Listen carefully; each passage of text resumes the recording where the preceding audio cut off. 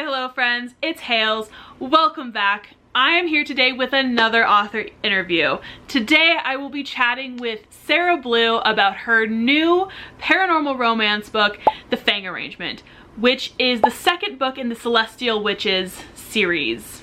Now, while we kept the chat mostly spoiler-free, I would recommend reading the book before watching this video, just in case, because we do kind of get into things that kind of might spoil some of your favorite parts of the story. So, with that in mind, join us while we talk about our favorite moments, our favorite characters, what it's like to write a vampire story, and more. So let's get into it. Thanks so much for joining me today to talk about The Fang Arrangement. I'm happy to be here and talk about everything that goes bump in the night. You do that really well. It's so much fun. There's just no rules, and I like having no rules. I believe that. So, The Fang Arrangement is the second book in the Celestial Witches series.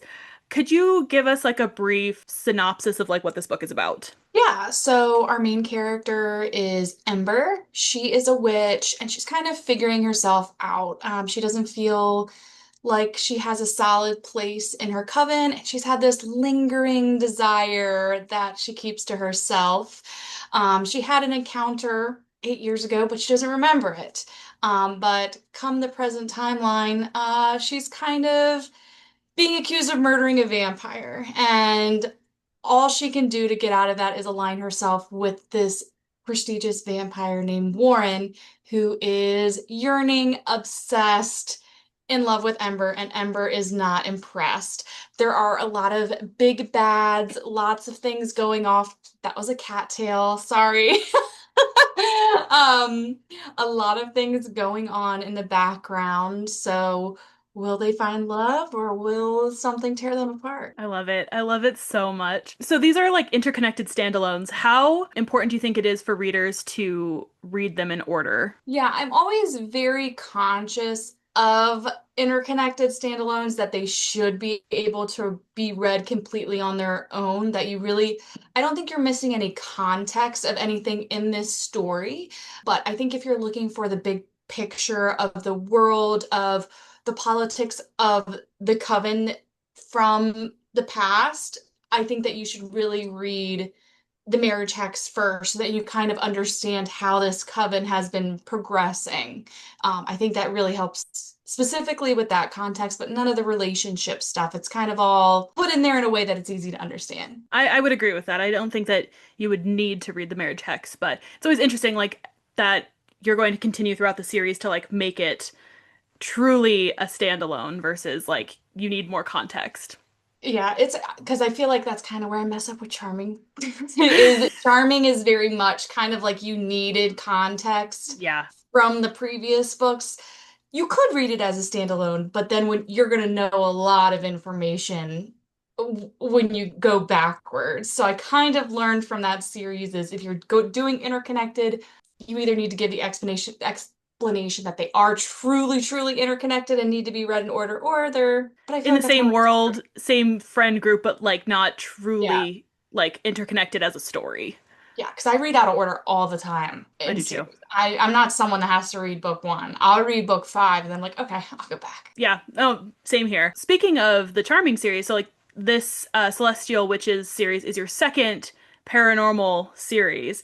How did you go about differentiating the two worlds? Yeah, I mean, I think that they have similar but different vibes. I feel like they're both funny, but Charming Your Dad is darker, whereas this is cozier. I gave them both covens who are assholes, so that's a similarity. But I wanted the marriage hex to feel a lot cozier, to be a lot more fun and funnier, something that you can read to make you happy. Whereas Charming Your Dad does have kind of more sinister vibes of what's going on, what people are willing to do, the darker magic. And I mean, like once you get to Charming as Hell, things are completely off the rails. Like it's unhinged. So I would say that series like is way more darker, unhinged, whereas this is way more cozy. I don't know if I would call them rom-coms, but more in like that era of things. I would definitely agree with that. The Charming series is like,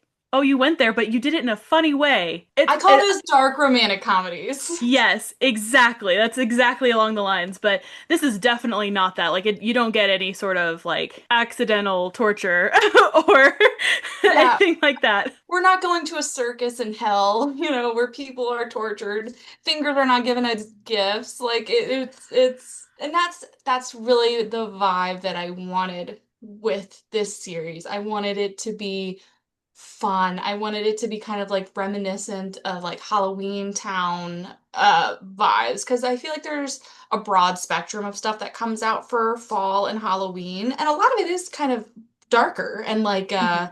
masked men and costume parties, and especially with this one, it is so easy to go dark with vampire. I rewrote like the first couple chapters so many times. It's like, oh, that's too dark. That's too Too far much. for what Too much. Oh no. I was like, oh man, it's like way harder to kind of tone down the darkness of a vampire because werewolves don't have really that vibe. Mm-mm. So that was kind of a challenge with this book is keeping the tone the same and not making the vampires like too violent, too, Leslie like not having any humanity at all. Yeah, that makes a lot of sense to me. So before reading the Fang Arrangement, the Marriage Hex was my absolute favorite book, and I honestly end up saying this every time you write a book. I'm like, oh my God, no, this is my favorite. But like these ones just have like a special place in my heart. You've found like the perfect mix of like whimsical magic and like witty banter, like great spice, and the animal familiars are hilarious. But like, what was the inspiration for this series? I went to New Orleans with my husband, and I want to say January 2023. And I mean, I had always been a huge paranormal fan. I mean, I can't tell you how many times I dressed as a witch for Halloween. I mean, I was a witch over and over and over again. I loved everything magic. I loved Halloween everything. But when we went to New Orleans and we did ghost tours and we did other things, I was like, oh, it just kind of like gave me like the inspiration. I always loved Coven, American Horror Story. We went past that house too, and I was like, I don't need it necessarily to be set in New Orleans because that's been done and it's been done in Louisiana too. I'm not doing anything brand new. Yeah. But I was like, let me do my own spin. But I see 100% why people are so into putting paranormal entities in Louisiana because it just has that feel to it. I mean, there are so many stories about vampires and how they were brought over on ships in the middle of the night and they lived in the attic of the church. And I knew I wanted the mirror checks. I knew immediately what I wanted. That cover, I knew what they looked like. I knew everything. And this is like the first series where I was like, okay, it's gonna be three best friends, all the friends are going to be the books. We're going to plan this out accordingly, which some planning, some not planning. Sure. Um, I knew who everyone was going to be with, and I knew who I wanted their familiars, their general story. The timeline was something that I needed to play with because the marriage hacks happens, and then it's kind of like a couple months later, the Fang arrangement happens, and then the next book will be kind of at the same time as the Fang arrangement. They're kind of linear. So I will say probably when that one comes out, it'll be important to not important to read the Fang arrangement, but you'll kind of have like context clues of, oh, this is what's going on this side, and this is what's going on in this person's head. So I think that those will need to be read after one after another to kind of Yeah. get the vibe. Which I Um, feel like you can kind of see that when you read the Fang arrangement that like you can tell what's kind you of know going to what's going. happen in the next book.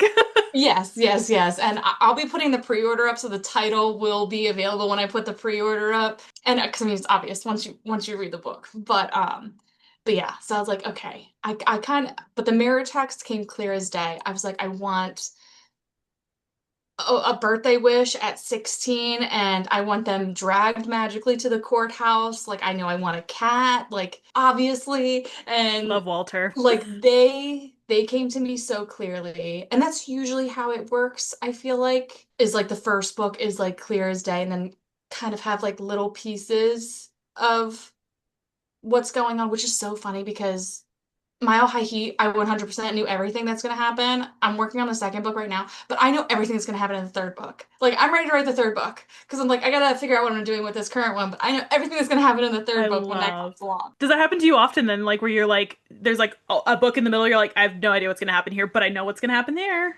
No, I usually, like, I had no idea what was going to happen in Double Your Standards. Not a clue. I was like, I don't know. I don't know Twins. what's going to happen there. Like, puck around and find out.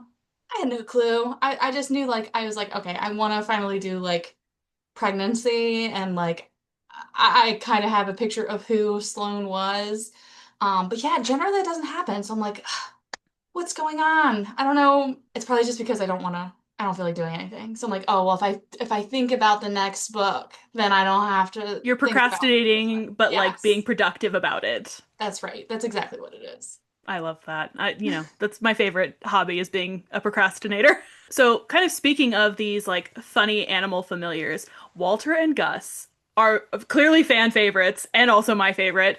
But like, so like one of my favorite lines in the Fang Arrangement is when Gus is like described as being like he loves like cursing, eating, and animated films, and I'm like, same. Like honestly though, like, but how did you decide like? Oh my Oh my God. God, he's so cute.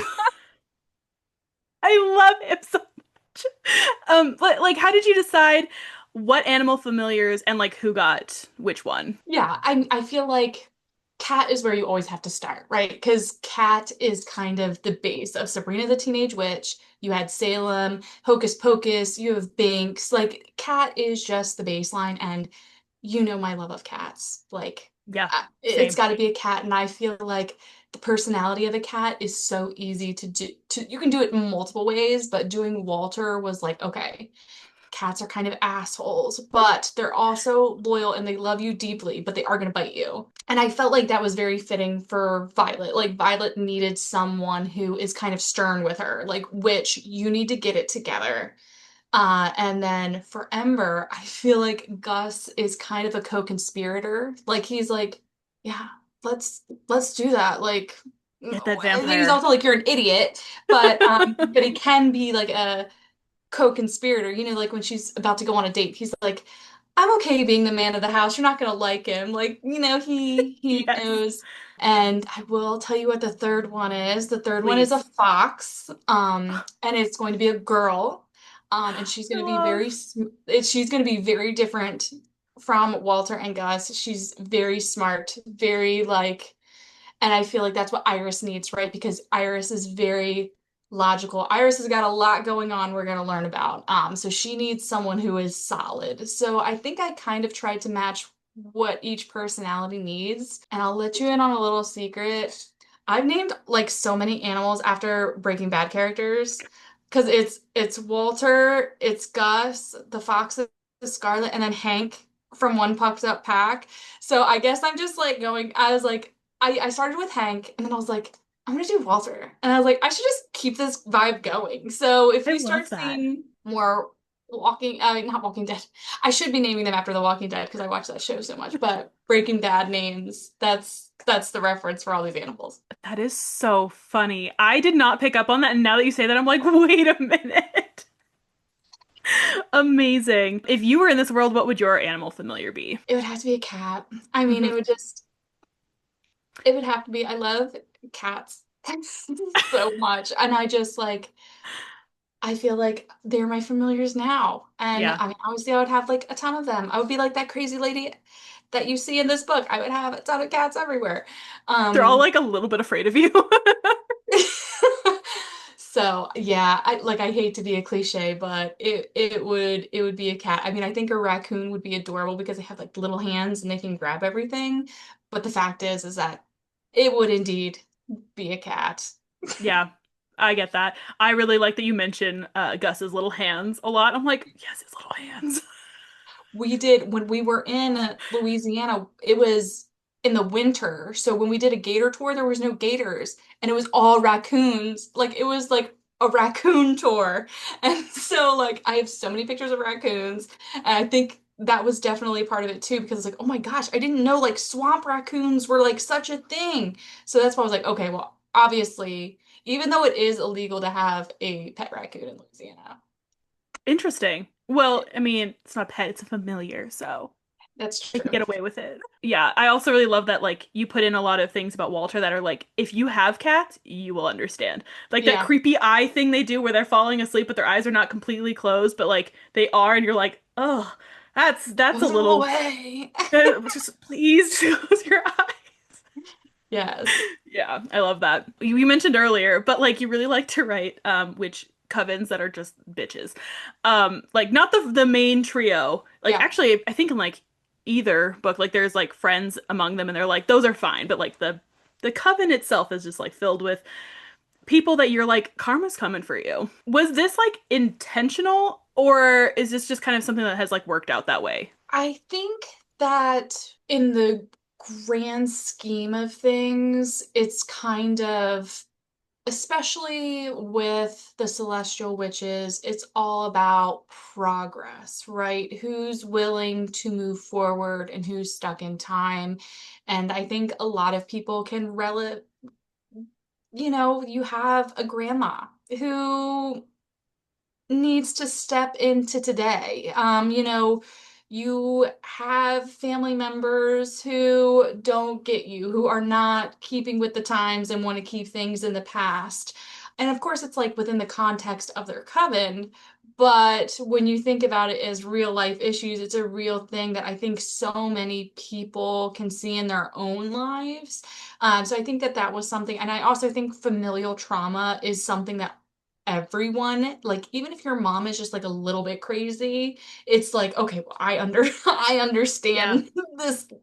Everyone has some sort of parental familiar trauma. So that's like always something that you can connect with people. I will say Iris's grandma is a G. So in the third one, we meet her in the first book. So at least Iris has that. Iris has a good grandmother. Iris is the only one who's like, no, my family's solid. You guys need help, but like I'm She's got a good. cool grandma. Yeah. Yeah, that makes a lot of sense because like especially in this day and age, I feel like it's nice to have that kind of representation that like sometimes your family members need to touch some grass. Yeah, and then Charming Your Dad, it was kind of like I just wanted Blair to be the black sheep of the family, where she's just different than them. Like there's really no, they are using her, to get money for the coven. She's kind of the only one that's kind of embraced technology. She's embraced all of these things. She's stronger than everyone. So I just wanted her like to feel different. And Stevie's the only one that is connecting with her, and it's because she is indeed different. So for her, it was more so just like she's just truly different. Whereas this coven in the Celestial Witches really just needed to move forward because not getting along with the paranormal entities, what is it doing for you? Why can't anyone be in a relationship? Like, why, and I get it. Like, I could live on a commune with all women for the rest of my life, but like, you know, Wouldn't be the worst thing. it should be people's choice. Yeah, that makes a lot of sense, especially because they have that whole like, you don't need a relationship. You only use men for procreation, and then you should be happy with your I, your girly pops in your coven, and that's all you need. Which it's fine if that's what you choose, but if you want more or something different, then you should be able to. that's right. This is your first vampire book. Am I correct in that? Yes. There's so many like variations of like what vampires look like and like what they can and can't do, and some sparkle, some turn into bats, some can't be in the sun, some sleep upside down and dangle by their toes. Yes, I'm thinking about the Lost Boys. That toe scene just really stuck with me, unfortunately. But like, how did you decide what you wanted your vampires to be like? I think as any hardcore millennial, we've all consumed a lot of vampire media. So it's Mhm. kind of like a clash of different things. My two biggest ones are True Blood and The Vampire Diaries. I feel like probably more so on the True Blood side because True Blood is so campy, and I feel like vampires in general are just very campy. If you do not like whimsy, if you do not like fun. You're probably not gonna like any vampire romance unless you're reading something gothic. But like I liked that True Blood sticks to a lot of like the original lore of, not going out in the sun, of needing some rest. Because honestly, like what are you supposed to do with these people if they just never sleep? No wonder. We're looking at you, Stephanie Meyer. Like They like the watched no women sleep sleep. the no sleeping thing, that's gosh, I'd be bored out of my mind at that point if you Yeah. just never slept. And I really liked the way that how gory the staking is in True Yeah. Blood. I was watching True Blood when I should not have been watching True Blood. Like my little boyfriend would come 100%. over. We would watch in the basement. Um, and then like the Vampire Diaries also, and like the originals, like I really loved the flashbacks of when they were younger vampires and how they have conflicts, and I just love them. And but yeah, the things that absolutely had to have was the staking, the no sunlight. I think walking in sunlight is stupid. It completely, what's the point of being a vampire? It's They true. gotta have, you have to have some kind of fear of something, or else you're just like completely immortal. Like there has to be something. I needed that. I needed sleep. I really do like the idea, like if you haven't fed in a while, you're not able to get hard. You're not, you're Yeah. weaker. Like Yeah. I think that you need like this constant bloodstream to be healthy, just like people need to eat, or else, you get lethargic and things like that. The only thing I didn't get into is I have his fangs like consistently the same, but I don't have them like super big. Like, because some vampires, it's like they come out and Yeah, yeah, yeah. They're they're like but they're yeah, dangling. they're like strong teeth that are just enough to get it done, and they're always there. But yeah, I mean, I'm just a millennial who loves vampires, and that's what we do. Yeah. I think they're No, coming back though. I really think like we're having like a renaissance of vampires. I was thinking the same thing because I've like right now my current three reads are all vampire books, and I was like, I didn't do this on purpose. This has just happened to be the books that are coming out and that I have like arcs for. Like this is not on purpose. There was someone who said that like vampires are a recession indicator I saw that too.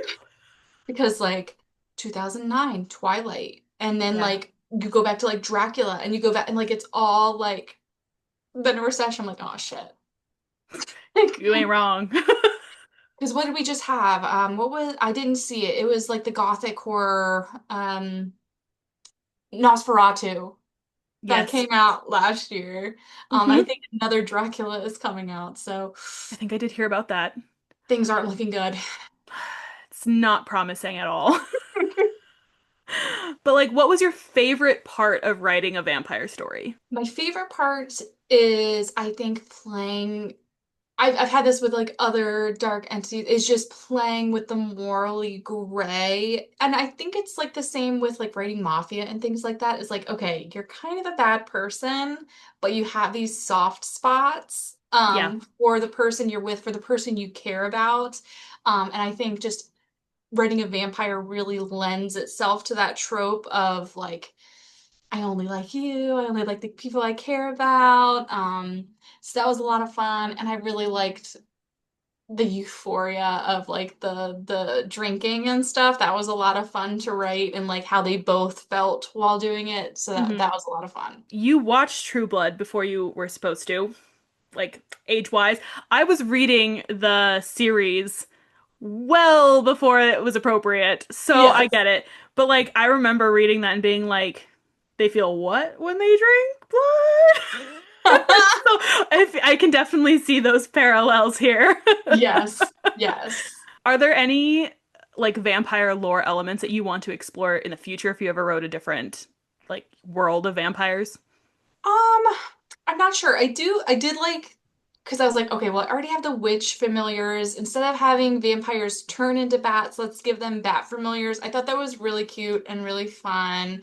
I wouldn't be opposed to them turning into bats. And I think that if I obviously don't have any plans like on the dot. My schedule's busy right now. I got to figure out what I'm doing. But I do think that if I wrote vampires again, I would probably go a little bit darker and have a little bit more fun with the ethics of it all because I think that that's the funnest part about vampires. And you see this in a lot of sci-fi and things too. It's what happens when people live too long? Do they lose their humanity? Do they just not care about anybody? Or can they retain some of that? So I think that's just like interesting to play with. And you see that a lot in like the Vampire Diaries of like turning off your humanity Yeah. and Yeah. you can turn it back on and what does that look like? And then there's also like the vampires who are older who are just kind of like, whatever. You guys are just like a speck in the grand scheme of things because your life is so short and I'm eternal. Yeah, So, same with like Interview with a Vampire. You hmm know what I mean? Like this kind of like psychosis, and you're more important, you're better than humans and things like that. So I think that they're really like the psyche of a vampire is really interesting and fun to write. And also, I saw this on TikTok. I can't remember who posted it, but they were like, if you're a vampire and you're poor, like I don't even want to hear from you because you had all this time to unethically or ethically make money and you haven't made that choice, like, I agree. I don't want a poor vampire. I don't want a super sweet vampire. no, And 100%. like and those are all the vampires we love, right? Like Eric Northman, Yeah. Damon, Spike. It's the allure of that, okay, you're kind of a bad guy, but you're really into me and you're willing to not necessarily change, but do things specifically for me. And I mean, it works. That makes sense, especially if you were like, oh, I have to tone down how like dark this is. It's like clearly you'd be really into like leaning into that more. I look forward to whatever you write in the future about that. So I really really loved the garden fairies in this book. They were hilarious, especially when it came to like their interactions with Gus or the vampires. The vampires. How did you come up with that? Like, was that something you always planned, or was this something that kind of like came along as you were writing? So it came along as I was writing because if I had it planned, I probably would have put some like little fairies on the cover that were like really hard to see in the roses. Like, but like that was all set in stone. So I was like, okay, well, no fairies. But I was like, okay, we had so many entities in the marriage hex that I was kind of worried that I needed something more than just Gus and Betty. And I was like, what is something? And then I was kind of like, bitchy Tinkerbell. And then I was like, let me put a bunch of bitchy Tinkerbells Yes. in her garden and they live there for refuge. And I think it also, they kind of help show Ember's progression as a person because Ember kind of starts off like she's not a wet blanket, but she's a people pleaser. And Mm. she really just wants everyone to like her. She really wants to make people happy. She doesn't want to step on toes. And these fairies are living in her garden, not doing much work. She's giving them Barbie clothes, and they're kind of being a pain in the ass. And she just like lets it go. And you kind of see her kind of standing up for herself with the fairies and how that all moves. And they're just like such good comedic entertainment. Um, and the timing with all of those, I was like, this is perfect. I just add fairies. I love it. I love them so much. And you're right, Bitchy Tinkerbell is like the perfect way to describe them. They have some Yes. of my favorite lines in the book, and just like the screeching in the background during different parts is just perfection. Okay, so we have learned mostly about witches and vampires and like wolf shifters. Um, and plus a secret fourth thing that you can find out in this book. But if you were in this universe, like what paranormal being would you be? A witch. I I love each one differently. But the idea of having magic has always been something that I've wanted. Like I said, I dressed up as a witch so many times. I'm literally going to be dressing up as a witch next month. I got my witch hat over there. So the idea of having magic and having that kind of sisterhood of a coven, it, there'd just be no other option. Of course, I'd have like my little boyfriend, whatever he is, if he's any of these things, and that's fine. I Sure. did not do male witches in this world. I don't know why I decided that, but I made that decision, and so I stuck with it. Girl power. I was like, lady witches only. I honestly, it was probably because like I couldn't decide whether to call them witches, because I don't like the word warlock. It's weird, and so is wizard. So I was like, Wizard is we just won't giving have them. long beard and like a pointy Yeah. hat, but like a staff. Like, If I did, they would it's gonna definitely be be called Gandalf. witches because, Yeah. but yeah, I just didn't make them a thing in this world.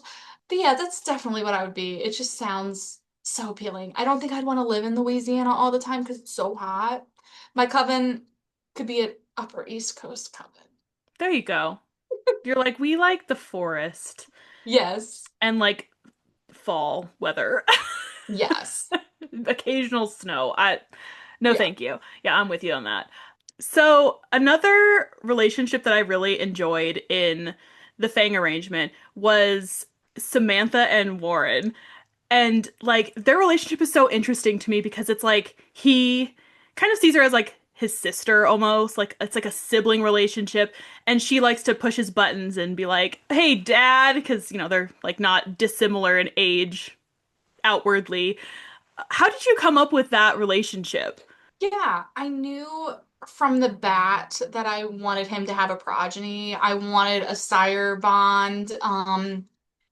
And I was also like, okay, I want it to be a girl. And I think it's really important to make it clear that this is a familial relationship and that Ember is his one and only love interest because there is literally no anything between Warren and Samantha. Like it's palpable. There's nothing, but it is very much like in some aspects he is her mentor. He tells her what to do, and then in other aspects they do like bicker like brother and sister. Like she loves getting on his nerves. And I think a part of him likes that. I feel like Samantha is kind of the thing that has kept him grounded for so long. He needed somebody to care for outside of himself. I think he needed, I mean, now he has Ember, and we see how that all plays out. But Ember was the piece that made him not fall apart. So she was really critical because I don't know, Ember, I mean, Warren can be a little emo.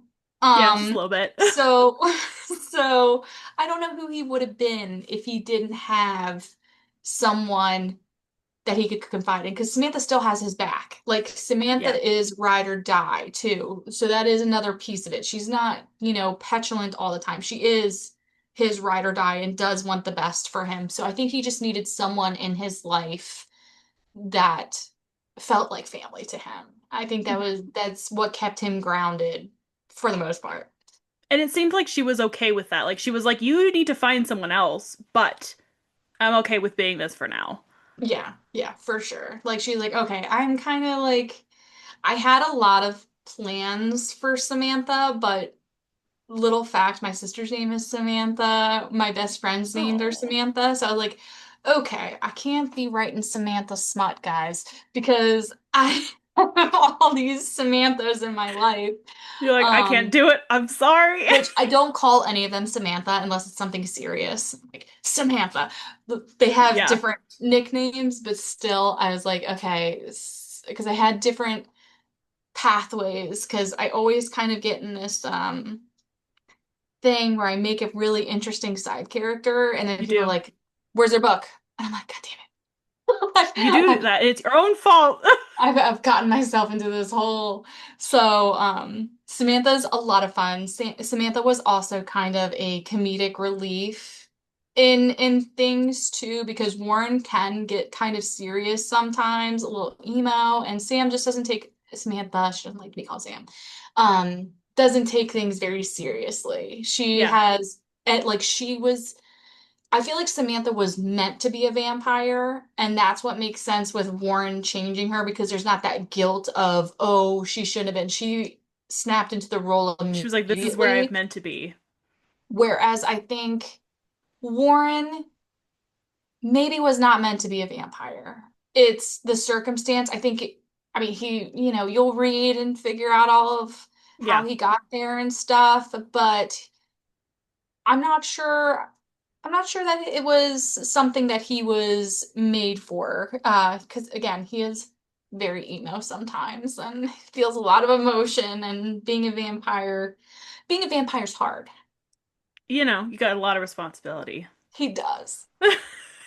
Warren's complicated. Hmm. But yeah, I think he wanted things, and once he gets them, it's kind of like the grass isn't always greener on the other side. Do you think he likes being a vampire now? That I like, do. I do. I think he does now. I think he likes a lot of aspects of being a vampire, but I think he has like a lot of conflicting feelings about who he is, what his place in life and the hierarchy is. Because he's always searching for something. That's something you see is he's always kind of looking for who he is, what he's supposed to be doing. And maybe Ember helps with that. between like, so Ember is the kind of character who is like a little unsure of herself, and she definitely has this sense of like, I'm not a powerful witch. I don't have what everyone else has. Like, I'm maybe that's part of the reason she's like a people pleaser. She's like, I don't want to be a burden because I feel like I'm not as powerful as everyone around me.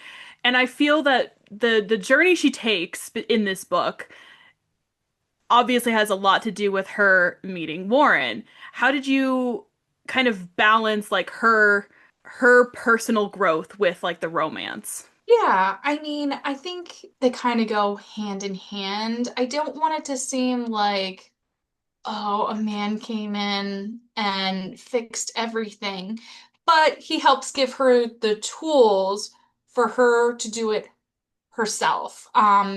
You'll kind of notice Warren doesn't really interject, but he's like, hey, here's this grimoire. If you want to read it, check it out. And you got to think too, Warren is such an old being. He's had experience with prior witches. He knows a lot of things, especially when you think about Ember coming from such a close-knit coven. You only know what you're taught, right? You only know the magic that is passed down from your ancestors. And you maybe don't realize that there's other kinds of magic out there. You've kind of been put She's been put in this box of being an elemental witch, which she is good at. And I think she does a really good job of convincing other people that she's okay with that in her coven, especially Violet and Iris, because neither of them are like, oh, you don't feel fulfilled, but you're helping me, right? You're bringing me stuff that I need to heal. You're bringing me stuff I need to do potions. They Hmm. don't see her that way. It's Ember who really sees herself that way. And I think Warren just kind of helps her see her in the light in which he and others close to her see her. I love it so much. Their story is one of my favorites. What was your favorite scene from the Fang Arrangement? My favorite scene is probably the door stuff. So, like, just picturing this vampire breaking her door and she's like, don't come back until it's fixed. And he's on her porch on his phone ordering things from Home Depot or Lowe's and like is pissed off about it and then coming back to fix the door. I don't know why. I just thought it was like so funny. And it was one of those scenes too that really showed each of their personalities, right? That Ember is like, I'm not a doormat. Like, you're not going to just take advantage of me. And she toys with him a little bit too. Like, Hmm. she's like, mm-mm. And Warren, it's like that first sign of really showing how big of a simp he is, that he's like, you have this vampire who's strong enough to break a door. He's like, oh, fuck, I gotta go fix it now so that she'll talk to me. I love it so much. That is actually one of my favorite scenes as well, for that exact reason. Because you just like, you know that they're on the other side of the door. Like, she and Gus are just like, think he's like having a good time out there, like fixing that. Like, do you think he knows what he's doing? And like you just also have like you have the fairies and Gus and everyone kind of who's experienced and Betty. You have everyone like kind of experiencing what's going on and judging the encounter. So that one was super fun to write. I thought it was super funny. I usually have a more fun writing funny stuff. Um, Honestly, spicy scenes have been hard for me to write lately. I'm like, Really? yeah, I'm kind of like, okay, maybe I need to be ovulating or something because it's Gotta just save those scenes for that Oh time of my the month. I'm like, oh my God, now I've got to write an Omegaverse, right? Because these are my slower burn books. So I get Yeah, to write like a lot of yearning and banter. And then we get to that point, which is really funny because I read a lot of slow burn romance on my own time. I usually don't read a lot of fast-paced stuff unless it's a shorter book, like an right. Alien or something like that. But it's so funny because my Omegaverse is sometimes off the gate. It's Uh-huh. It's happening. like first scene, heat. But I do honestly love writing these for that reason. It's like the build up of it, and it's like I really make you wait in both of these books to get your smooches, to get everything. But I love that feeling of like suffering waiting for it. You're It like, feels oh my well God. earned by that point when they finally Yes. get together.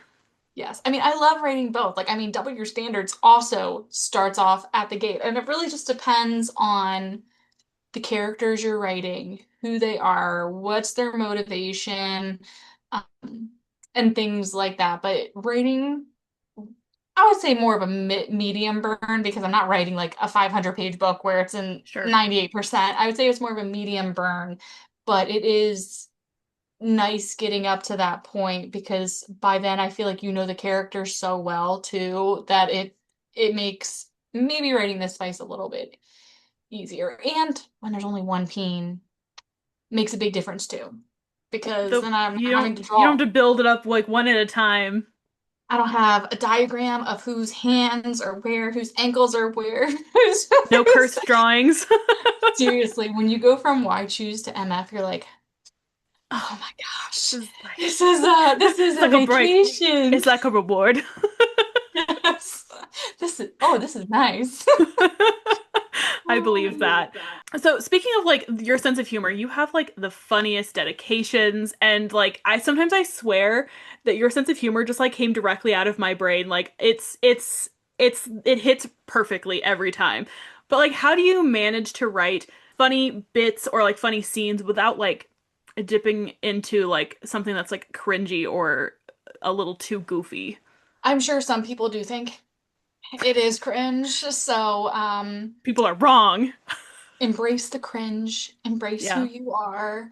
Um, I just like making people laugh has always been who I am. Like, I wouldn't say I was the class clown or anything, but I always liked making people laugh. That's like the biggest compliment I get on my books is like, oh my gosh, I was laughing. Like, that's what I'm here for. I am here to entertain. I I think that literature can have value in entertainment alone. I don't think you need to learn a life lesson with every book. I don't think you need to change your thinking because of a book. I mean, of course, there are things in the book that make you think, just like I said, like with the politics of the coven, becoming progressive. Of course, that's something that's in the book. But at the end of the day, I just really want to make people happy, to laugh, and to really honestly have a place to escape. That's what I offer as an author. You know, that's why I love paranormal romance so much because it is truly just an escape. And it's an easy to understand escape because it's set in a world like our own with supernatural entities. The world building is there, but it's not so all encompassing that you feel overwhelmed when you're reading it. It's just enjoyable, happy, fun, and making people laugh is just and I just don't take myself too seriously either. Like with dedications, I think the Pucked Up Pack series is maybe the only series that I did like real dedications, and that's because that series has a little bit more of an Yeah. emotional tone to it. But I've all my never other cried so hard in my life over an Omegaverse, girlfriend. ones, How dare you? but all the other ones, yeah, like I just want to have fun and make people laugh. And I try not to be cringe.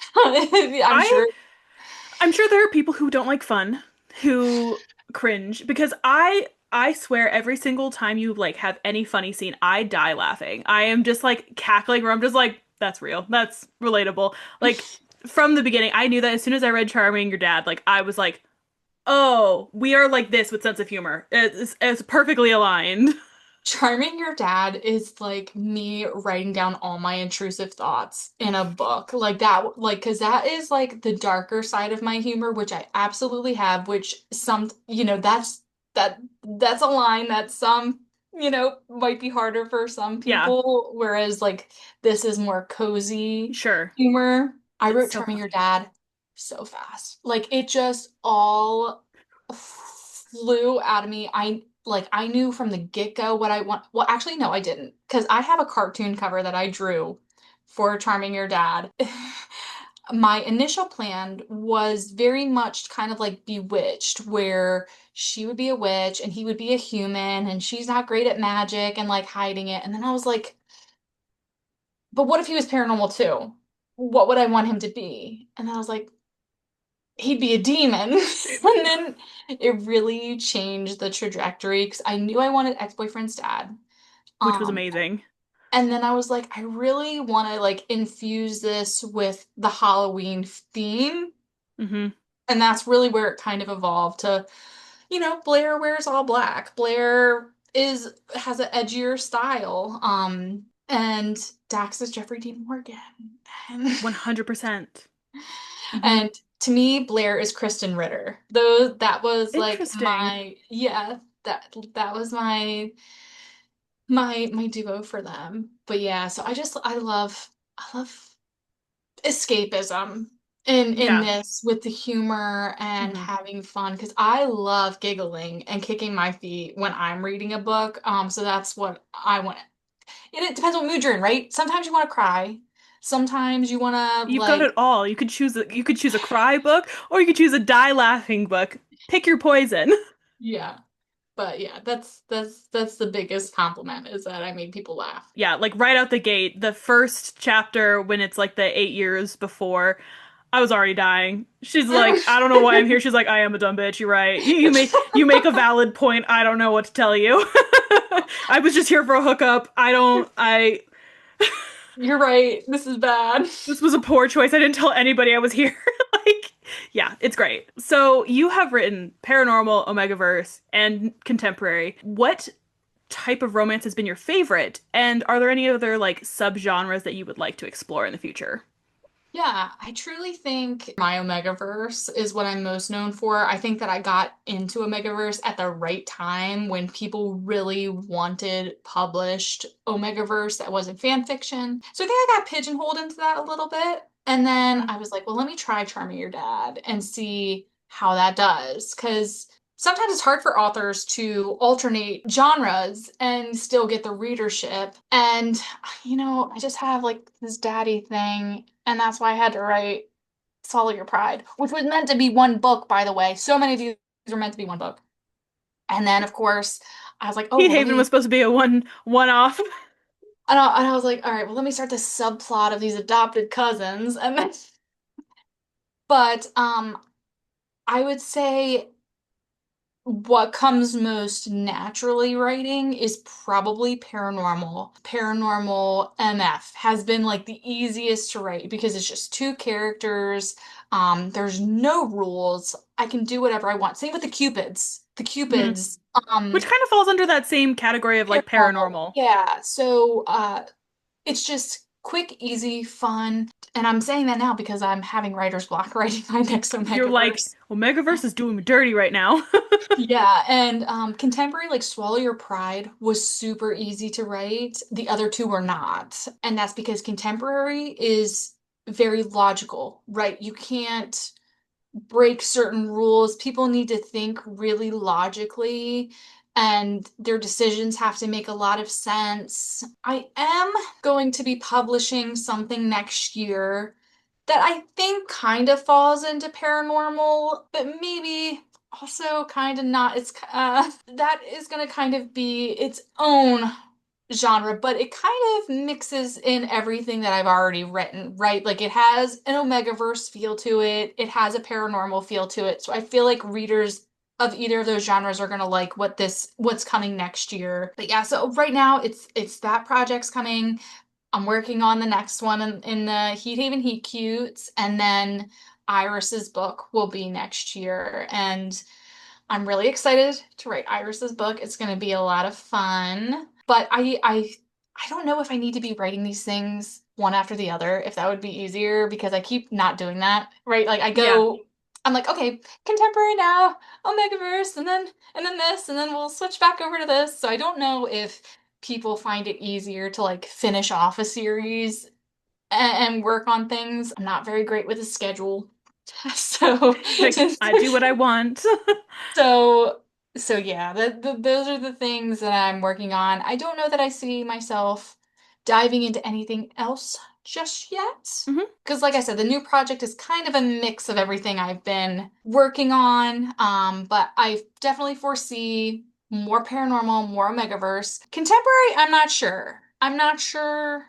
I don't have an idea for one. Oh my gosh. I don't have an idea for an Omegaverse right now. I'm sorry, for contemporary right now. She's messing up my train of thought. And I think I got really lucky with the contemporary because someone, Bonnie, made a viral video, and that's Yeah. really what launched it off. And without that, it was just doing okay. So, yeah, I don't think that contemporary is necessarily my strength because I'm not sure that my humor and contemporary are, does that make sense? It's better suited for something where you can like kind of make shit up. Where I can have talking raccoons Yeah. and Fairies that talking are just bitchy. yeah, And you can joke about murder without it being like, you okay?